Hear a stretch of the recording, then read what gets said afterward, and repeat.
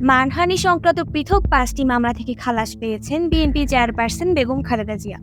ঢাকার chief metropolitan magistrate আদালত CMM আজ মঙ্গলবার এই রায় দেন। বিএনপি চেয়ারপারসন খালেদা জিয়ার আইনজীবী মাসুদ আহমেদ তালুকদার সরেজমিন বার্তাকে এই তথ্য নিশ্চিত করেছেন।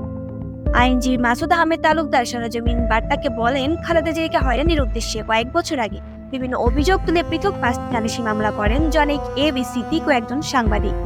মানহানি সংক্রান্ত এই পৃথক ৫টি মামলা থেকে খালেদা জিয়াকে খালাস দিয়েছেন আদালত। খালাসের বিষয়ে জানতে চাইলে বিএনপি সহ আইন বিষয়ক সম্পাদক ও খালেদা জিয়ার আইনজীবী সৈয়দ নজরুল আবেদীন সরেজমিন বার্তাকে বলেন, কয়েক বছর আগে বিএনপি চেয়ারপারসন খালেদা জিয়াকে রাজনৈতিকভাবে হেয় প্রতিপন্ন করার জন্য জনৈক এবি সিদ্দিক পৃথক ৪টি মানহানির মামলা করেছিলেন। একইভাবে গাজী জহিরুল ইসলাম নামের একজন সাংবাদিকও খালেদা জিয়াকে আসামি করে মানহানির মামলা করেছিলেন।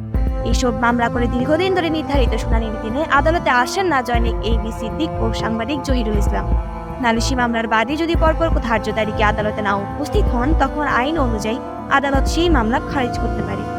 আইন অনুযায়ী এসব হয়রানিমূলক মামলা থেকে খালেদা জিয়াকে খালাস দেওয়ার জন্য আদালতের কাছে পৃথক পৃথক আবেদন করা হয়। আদালত খালেদা জিয়ার আবেদনগুলোকে মঞ্জুর করেছেন, অর্থাৎ আদালতের রায়ে ৫ মামলা থেকে খালাস পেয়েছেন খালেদা জিয়া।